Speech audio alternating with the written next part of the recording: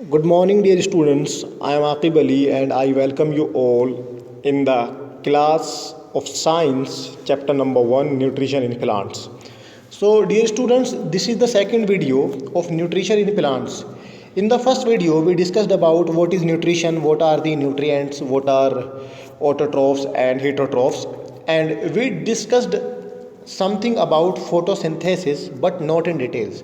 So in today's video we will be discussing about photosynthesis. What is photosynthesis and what is its process, what are the factors upon which photosynthesis depends, कौन कौन सी चीज़ें हैं जिनके लिए photosynthesis होने के लिए जिनका होना बहुत ज़रूरी है, किन किन फैक्टर्स पे ये डिपेंड करेगा और ये सब होता कैसे है. सो बिफोर स्टार्टिंग फोटोसिंथेसिस आपकी बुक में कॉलम दिया हुआ है सेल्स का, तो हम पहले थोड़ा सेल्स के बारे में डिस्कस कर लेते हैं. जैसे आपने देखा होगा आपका जो घर बना हुआ होता है कि ईंट के ऊपर एक ईंट रख करके आपका क्या है पूरा घर फॉर्म हो जाता है. सो इन द सेम वे हमारी बॉडी की जो सबसे छोटी यूनिट है हम उसको सेल कह सकते हैं. मतलब सेल का सम टोटल बन के ही एक ऑर्गन बनता है, जिससे और ऑर्गन के सम टोटल से पूरी बॉडी बनती है. So you have seen that buildings are made of bricks. Similarly the bodies of living organism are made of tiny units called cells. तो जैसे बिल्डिंग ब्रिक्स से मिलकर बनती है वैसे ही लिविंग ऑर्गेनिज्म की जो बॉडी है वो छोटी छोटी यूनिट से मिलकर बनती है जिसको हम सेल कहते हैं. Cells can be seen only under the microscope. तो सेल्स को आप नेक्ड आई से नहीं देख सकते, डायरेक्ट नहीं देख सकते, इसके लिए आपको माइक्रोस्कोप की जरूरत पड़ेगी. Some organism are made of only one cell. कुछ ऑर्गेनिज्म ऐसे होते हैं जिनमें सिर्फ एक सेल होती है. The cell is enclosed by a thin outer boundary. और ये जो सेल होती है ये एक पतली सी आउटर बाउंड्री से घिरी होती है जिसको हम सेल मेम्ब्रेन कहते हैं. Most cells have a distinct centrally located spherical structure called the nucleus. ज़्यादातर सेल में एक अलग और बीच में एक गोल स्ट्रक्चर होती है, स्फेरिकल स्ट्रक्चर होती है जिसको हम न्यूक्लियस कहते हैं. The nucleus is surrounded by a jelly like substance called cytoplasm. और ये जो न्यूक्लियस होता है आपका ये एक जेली लाइक सब्सटेंस से घिरा होता है जिसको हम साइटोप्लाज्म कहते हैं. Now let us discuss about photosynthesis. So photosynthesis क्या है? Food making process in plants. Leaves are the food factories of plants.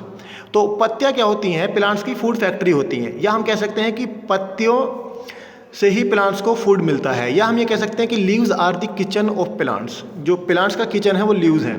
इसलिए सारे का सारा मटेरियल कहाँ होना चाहिए? आपका किचन में होना चाहिए खाना बनाने के लिए. तो यहाँ पे किचन कौन है? लीव्स. तो जितना भी रॉ मटेरियल है therefore all the raw materials must reach to the leaf. इसलिए सारे का सारा जितना भी रॉ मटेरियल है जो फोटोसिंथेसिस के लिए ज़रूरी मटेरियल है वो आपकी पत्ती तक पहुँचना चाहिए. Water and minerals present in the soil are absorb by the roots and transported to the leaves. पानी और मिनरल्स जो कि सोयल में मौजूद होते हैं, मिट्टी में मौजूद होते हैं, वो रूट्स के थ्रू एब्जॉर्ब कर लिए जाते हैं और पत्तियों तक ट्रांसपोर्ट कर दिए जाते हैं. Carbon dioxide from air is taken in through the tiny pores present on the surface of leaves. Carbon dioxide तो हवा से ली जाती है और पत्ती के सरफेस पे छोटे छोटे होल्स होते हैं जिनके थ्रू कार्बन डाइऑक्साइड अंदर पत्तियां अंदर लेती हैं. These pores are surrounded by guard cells. Such pores are called stomata. और ये जो छोटे छोटे होल्स होते हैं ये गार्ड सेल्स से सराउंडेड होते हैं और इन छोटे छोटे होल्स को हम क्या बोलते हैं? स्टोमेटा. जिसके थ्रू क्या होता है? कार्बन डाइऑक्साइड ली जाती है. Boojho wants to know how water and minerals absorb by roots reach the leaves. अब बूझो ये जानना चाहती है कि पानी और मिनरल्स आखिर लीव्स एब्जॉर्ब कैसे करती है या फिर लीव्स के पास तक कैसे पहुंचता है. क्योंकि पानी और मिनरल्स तो रूट्स में होते हैं और पत्तियां ऊपर होती हैं, तो इतनी ऊंचाई तक ये पानी या मिनरल्स कैसे पहुंच जाते हैं? So water and minerals are transported on the leaves by the vessels which run like pipe throughout the root, the stem, the branches and the leaves. तो आपका जो पानी है और मिनरल्स हैं वो पत्तियों तक ट्रांसपोर्टेड होते हैं बाई वेसल्स, जो पाइप के जैसी बहुत पतली पतली वेसल्स होती हैं. आप इसको घर में एक्सपेरिमेंट करके भी देख सकते हैं. या जैसे आप कभी स्ट्रॉ लगा करके कोल्ड ड्रिंक या शिकंजी पीते हैं तो आप जैसे उसमें स्ट्रॉ अंदर डालेंगे तो कुछ शिकंजी ऊपर तक आ जाएगी. तो ये एक नेचुरल प्रोसेस होता है. अगर आप बहुत पतले से डायमीटर का पाइप किसी लिक्विड में डालेंगे तो लिक्विड ऊपर पहुंच जाता है। तो इसी के बारे में दिया गया है कि क्या है, they form a continuous path और passage for the nutrients to reach the leaf. तो न्यूट्रिएंट्स के लिए ये जो पतले पतले पाइप लाइक वेसल्स हैं, ये क्या करते हैं, कंटिन्यूअस पाथ बना देते हैं न्यूट्रिएंट्स के लिए पत्तियों तक पहुंचने में। दे आर कोल्ड वेसल्स, इनको हम वेसल्स कहते हैं जिनके थ्रू वाटर और मिनरल्स पत्तियों तक पहुंचते हैं। You will learn more about transport of materials in plants in chapter 11। तो इसके बारे में हम चैप्टर 11 में डिटेल में पढ़ेंगे। पहली wants to know what is so special about the leaves that they can synthesize food but other parts of the plant cannot। अब पहली ये पूछना चाहती है कि प्लांट्स में ऐसा स्पेशल क्या है कि वो अपना खाना खुद से बना सकते हैं, बाकी अदर नहीं बना सकते, जैसे कि हम। तो हम अपना खाना खुद से प्रोड्यूस नहीं कर सकते, हमें दूसरों पर डिपेंड रहना पड़ता है अपने खाने के लिए। तो the leaves have a green pigment cold chlorophyll. तो लीव्स के पास में एक ग्रीन पिगमेंट होता है जिसको हम क्लोरोफिल कहते हैं। अब क्लोरोफिल का क्या काम है, it helps leaves to capture the energy of the sunlight. तो सनलाइट से जो एनर्जी कैप्चर करती है वो कौन करता है, chlorophyll. This energy is use to synthesize और prepare food from carbon dioxide and water. ये एनर्जी यूज़ कर ली जाती है टू सिंथेसाइज। सिंथेसाइज का मतलब होता है प्रिपेयर करना, बनाना या कंबाइन करना।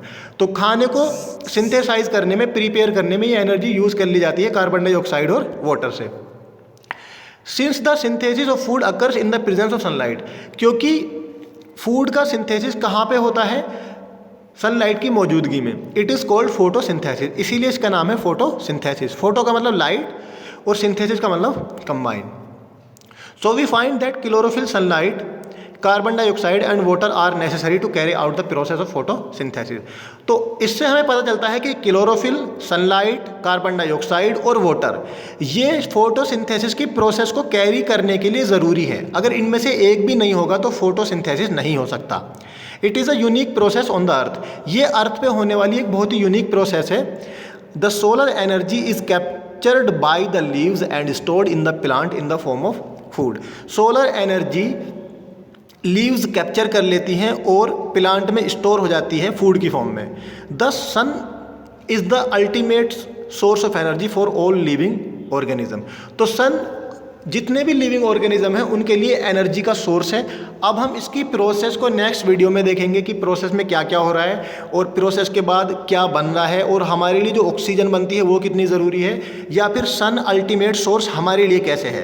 क्योंकि फोटोसिंथेसिस हम तो नहीं कर रहे, लेकिन उसमें से ऐसा हमें क्या मिल रहा है जो हमारे लिए ज़रूरी है। So dear students, we will be meeting in the next video. If you have any confusion regarding any topic, any sentence, you can send me your queries personally. Till then, keep smiling, do your hard work, give your best, and keep growing. Thank you so much.